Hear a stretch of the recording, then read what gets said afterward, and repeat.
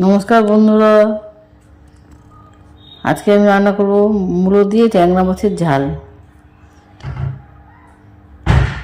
শীতকালে এই ট্যাংরা মাছ মূলো দিয়ে খেতে খুবই ভালো লাগে। ধনেপাতা দিয়ে প্রথমে ট্যাংরা মাছগুলো ভালো করে পরিষ্কার করে নিয়েছি। ট্যাংরা মাছগুলো ডিম পেটের মধ্যে ডিম ভর্তি ছিল, কেটে পরিষ্কার করে নিয়েছি। মূলো ছিল, মূলোটাকে কুচিয়ে কেটে নিয়েছি।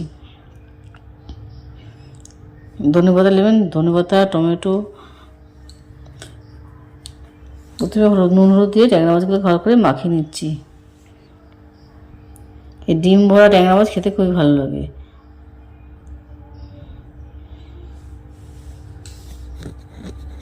বাড়িতে বানিয়ে দেখবেন।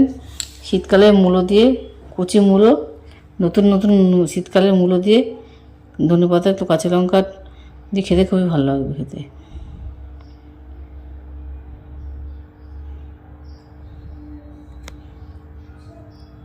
মূলোগুলোকে আমি এবার কেটে নিয়েছি, দেখুন টুকরো টুকরো করে কেটে নিয়েছি।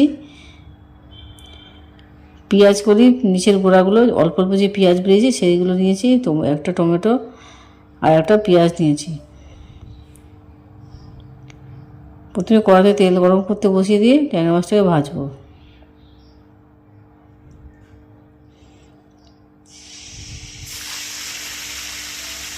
মাছগুলো তেলগুলো গরম হলে তবে মাছগুলো ছাড়বেন। মাছগুলো আমি একটু কড়া করে ভাজবো।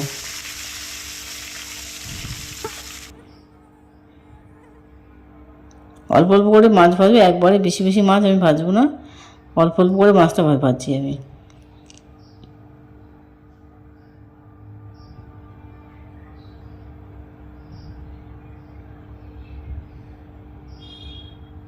যারা নতুন তার বাড়িতে অবশ্য করে দেখবেন, একবারে বেশি মাছ দিয়ে দেবেন না।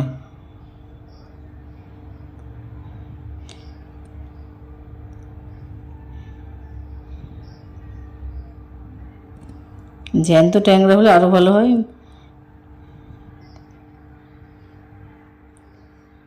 শীতকালের সময় বজরি ট্যাংরা পাওয়া যায়, ছোটো বজরি ট্যাংরা, ওই মাছ দিয়েও রান্না করতে পারবেন মূলো দিয়ে।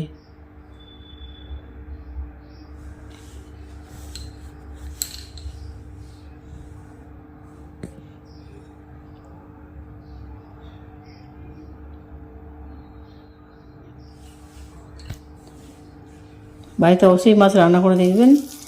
আমরা কোন কোন মাছ খান অবশ্যই আমাদের বলতে পারেন, কোন কোন মাছ আমরা খান, কীভাবে রান্না করবো সেটা বলতে পারবেন। সব রকমভাবে আমি রান্না করে দেখাতে পারি।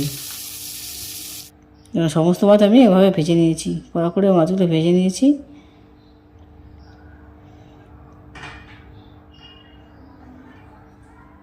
ওই তেল গরম ছিল, ওই তেল গরম মধ্যে একটু কালো জিরা ফোড়ন দিয়ে দেবো। কুচনো যে মূলোগুলো রেখেছি, প্রথমে মূলোগুলোকে দিয়ে দিচ্ছি।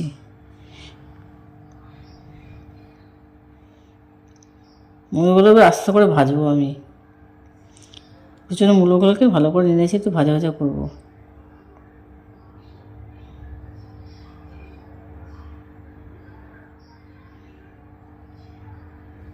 মূলোগুলো একটু নরম হয়ে আসবে, তখন এই যে পেঁয়াজ করে যে কেটেছিলাম গোড়াগুলো, পেঁয়াজের গোড়াগুলো, ওইগুলো দিয়ে দেবো। একটা পেঁয়াজ কুচিয়েছিলাম, সেই পেঁয়াজটাও দিয়ে দেবো। পেঁয়াজগুলোর মধ্যে অল্প অল্প সবুজ সবুজ থাকে, সেই গোড়াগুলো দিয়ে দিচ্ছি আমি।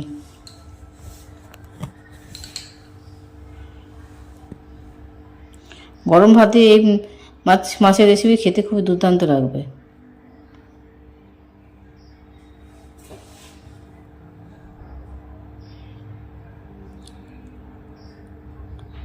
সমস্তগুলো ভালোভাবে নেড়েছে একটু নরম করে দেবো।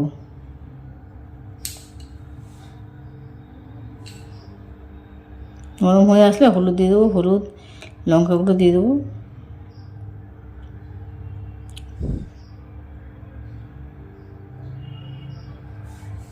এই মাছটা একটু টাইম দিয়ে রান্না করতে হয়, কেন মূলোটা শক্ত থাকে। মূলোটা আস্তে আস্তে নরম করার জন্য টাইম নিয়ে রান্না করতে হবে।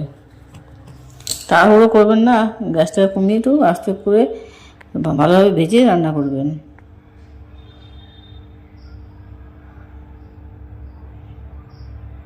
দেখুন কষানো আমার প্রায় হয়ে গেছে।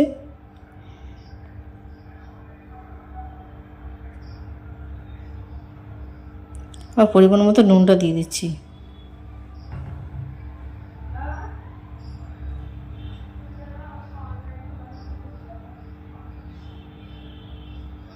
নুনটা দিয়ে আবার জল দিয়ে দেবো একটু, যাতে মূলোগুলো ভালো সিদ্ধ হয় সেরকম সেই পরিমাণ জল দেবেন যাতে মূলোগুলো ভালো মতো সিদ্ধ হয়ে যায়।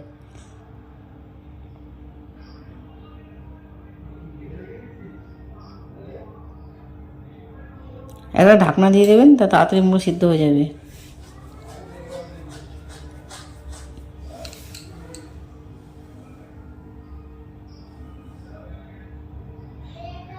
প্রায় সিদ্ধ হয়ে গেছে আমার, জলটা প্রায় মাখা মাখা হয়ে এসছে।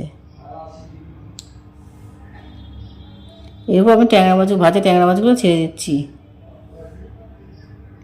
এই রান্না যদি আপনার পছন্দ হয়ে থাকে লাইক এবং সাবস্ক্রাইব করবেন, কমেন্টে আমাকে জানাবেন কোন কোন মাছ আমরা খেতে ভালোবাসেন। সব রকম মাছ আমি রান্না করে আপনাদের দেখাবো।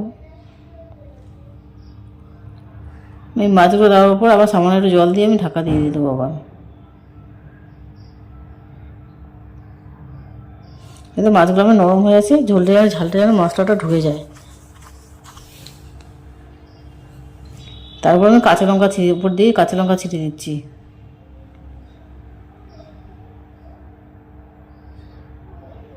কাঁচা লঙ্কার ঘ্রাণটা খুবই ভালো, দুর্দান্ত লাগবে। যারা ঝাল খান অবশ্য এই কাঁচা লঙ্কাতে তুলে খেতে পারবেন। ঝোলটা ফুটে উঠলে শেষে আমি ধনেপাতা দিয়ে দিচ্ছি।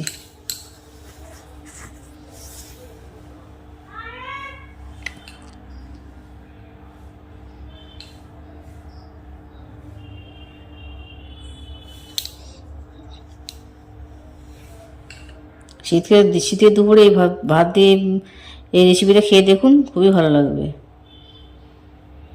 দেখুন রেডি আমার ট্যাংরা মাছ দিয়ে মূলোর ঝাল, মূলো দিয়ে ট্যাংরা মাছ দিয়ে ঝাল।